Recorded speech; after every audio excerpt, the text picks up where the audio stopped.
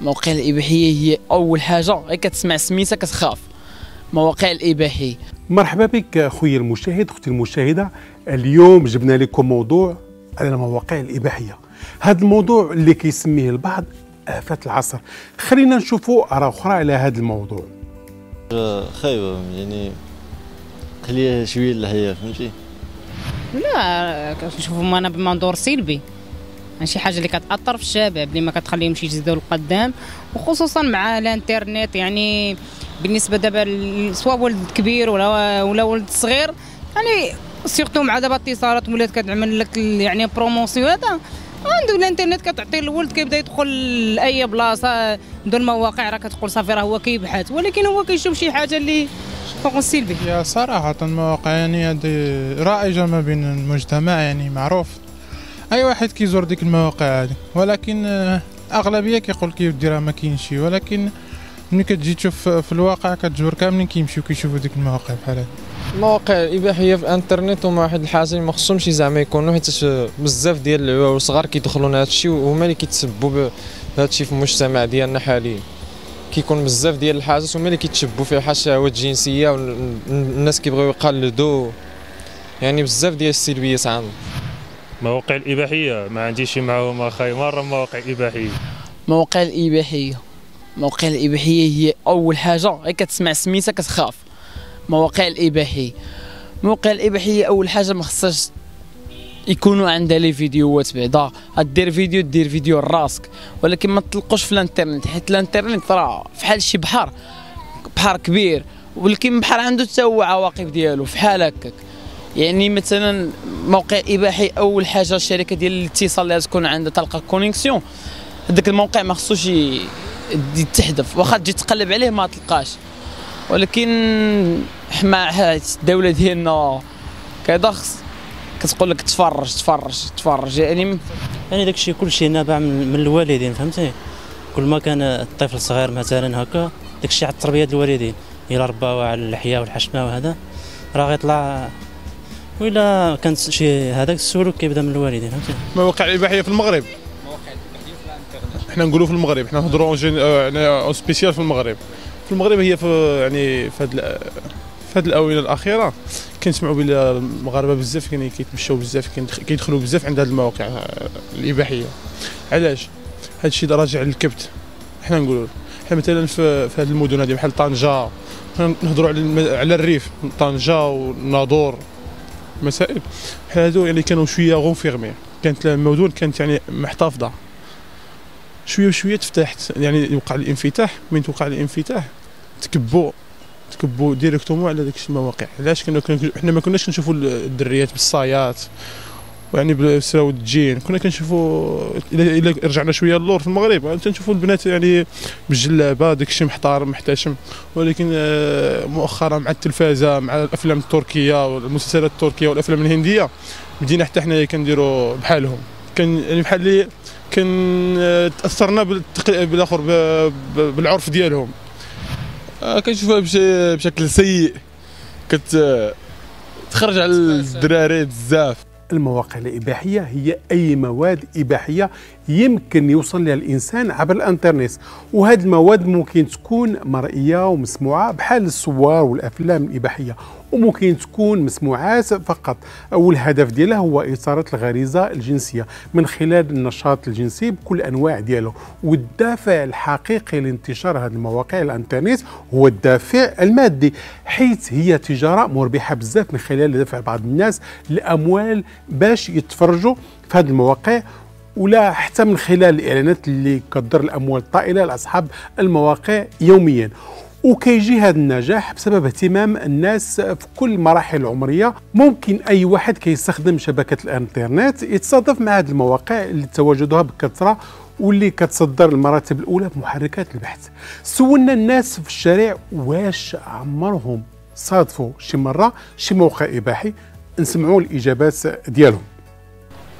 تصادفت مع مواقع في حال هادو بزاف د المرات، وتصبوا لي في الاضرار بزاف. حيت واحد النهار كنت كنبحث فيسبوك واحد شويه ويطلع لي واحد لافيش تكيت فيها، طلع فيروس ديال موقع اباحي.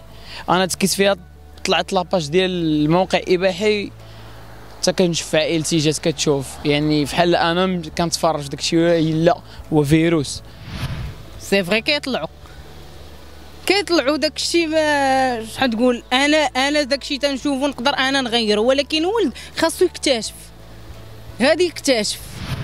كاينين كيدخلوا تدخل شي مواقع، مثلا شي مواقع ديال بيع والشراء ديال برا، كتبقى تشري شي حاجه من برا يعني بار انترنت، كيطلعوا لك شي الاخر شي مواقع ديال الدردشه الجنسيه، فهمتيني، الدردشه الجنسيه كيدخلوا لك تما كيقول لك ادخل عنده راه غتهضر وهادي داكشي. يعني شنو نقول لك، يعني الغرب هما اللي بغاونا ندخلوا معاهم، حيت علاش؟ حيت حنا شويه محافظين، شويه حنا مازال مشبتين شويه بالدين ديالنا، حنا باغيين نوليو بحالهم. ومؤخرا يعني راهم ناجحين في الاستراتيجيه ديالهم، حيت حنا بزاف ديال المغاربه اون جينيرال كيدخلوا في هذا الشيء هذا، كيخرجوا كيبعدوا على الدين ديالهم وكيدخلوا في تيقول لك انا مسلم، هو مسلم هي بالفم، ولكن لا صلاه لا عباده لا حتى شي حاجه، ومع ذلك كينساق معاهم في الاخر في الاهواء ديالهم، كيدخل للدردشه ديالهم، كتلقاه كيشرب، كتلقاه كيدير اي حاجه. الشيء اللي خلى هذا مشكل، هذا كتكون داخل بحال دابا في فيسبوك ولا حاجه كتبان ديك لانونس في الجنب ديالك شي وحده عريانه ولا دابا الدراري اللي صغار يدخل تما غادي يدخل يبقى يتفرج، دابا بحال ما كيانفيتيو الواحد باش يدخل لديك المواقع.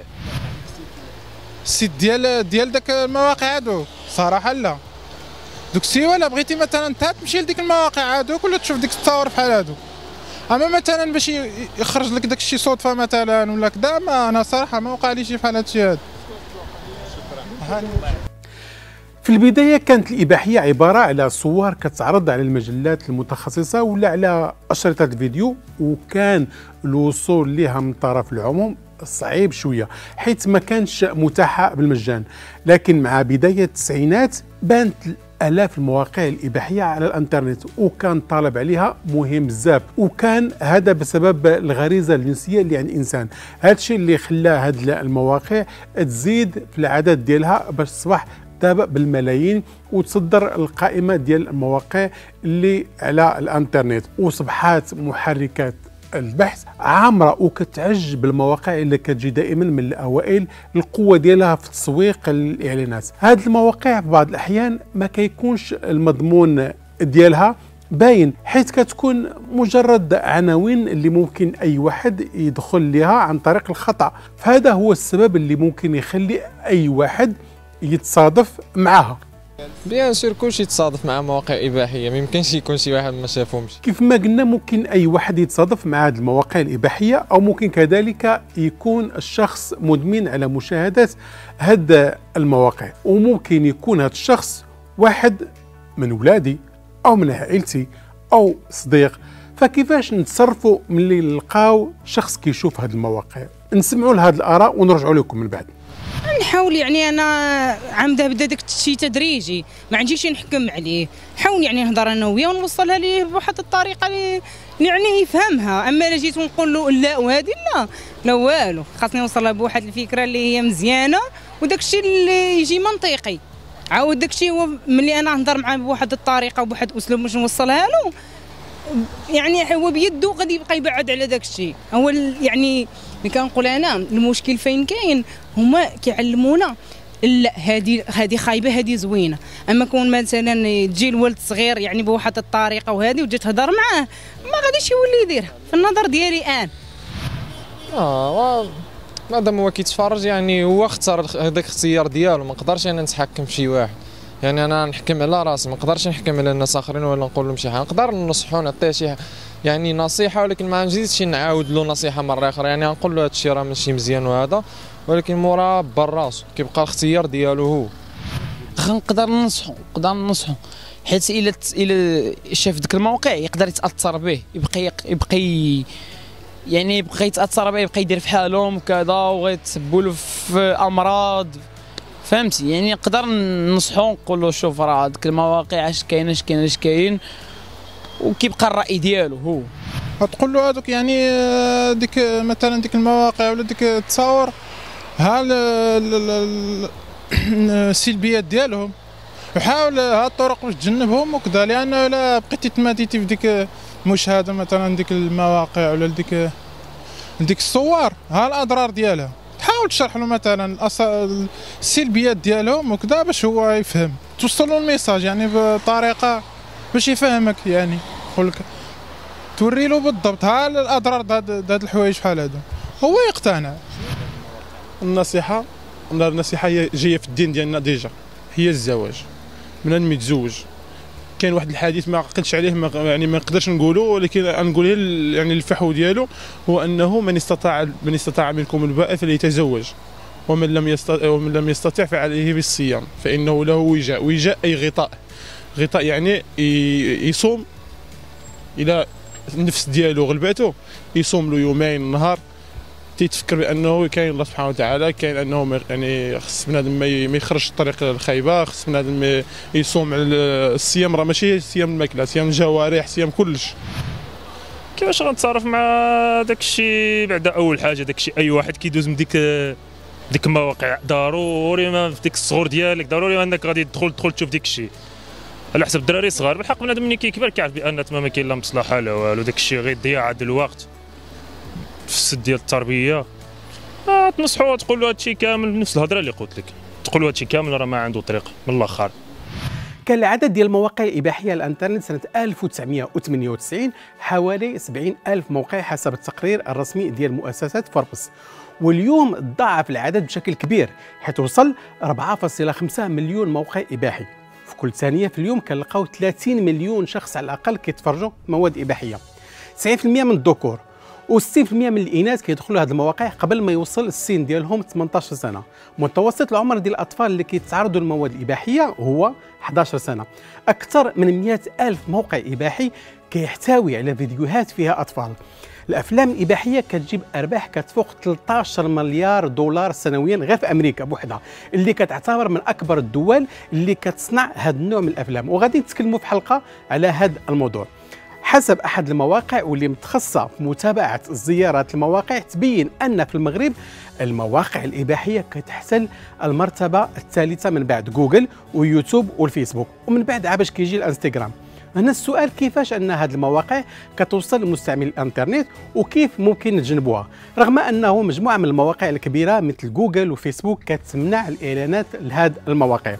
الجواب هو أنه عند استعمالنا برامج اللي كتكون غير مرخصة وغير أصلية وتغير فيها الكود، يعني برامج بيراتي، فهذه البرامج كتكون مزروع فيها فيروسات، وكذلك الباب الخلفي باك دور، بالإضافة أن هذه البرامج احتمالية أكثر، وهنا أكيد أنها كتقوم بعملية تصويرك بدون أخذ إذن وبطريقة خفية، لأنها كتحكم في الكاميرا والصوت أو الميكروفون سواء في الكمبيوتر أو في الهاتف اللي كتستعمل. بالإضافة أن هذه البرامج اللي كثير من المرات كتحمل من مواقع مجهولة بغرض تقديم برامج مجانية، ألعاب، أفلام مجانية، كيكون الهدف ديالها هو البحث على مدمنين المواقع الإباحية واستقطابهم. ختاما لازم الواحد ينتبه لما يتوصل برسائل على الإيميل واللي كتكون معها مرفقات، أو على رسائل من خلال التواصل الاجتماعي واللي كتحتوي على فيروسات على شكل صور أو ملفات، واللي كتخلي جهازك متصل مباشرة مع شبكة أصحاب الفيروسات والهاكرز وكذلك المواقع الإباحية. الكلام فيه كثير ما يتقال، لكن غادي يكون بعض الفيديوهات أكثر على هذا الموضوع من خلال القناة، فما تنساش الاشتراك وتفعيل الجرس باش توصل باقي المواضيع. ولا عجبك الموضوع دير لايك وشير، ونشوفكم في حلقة جاية.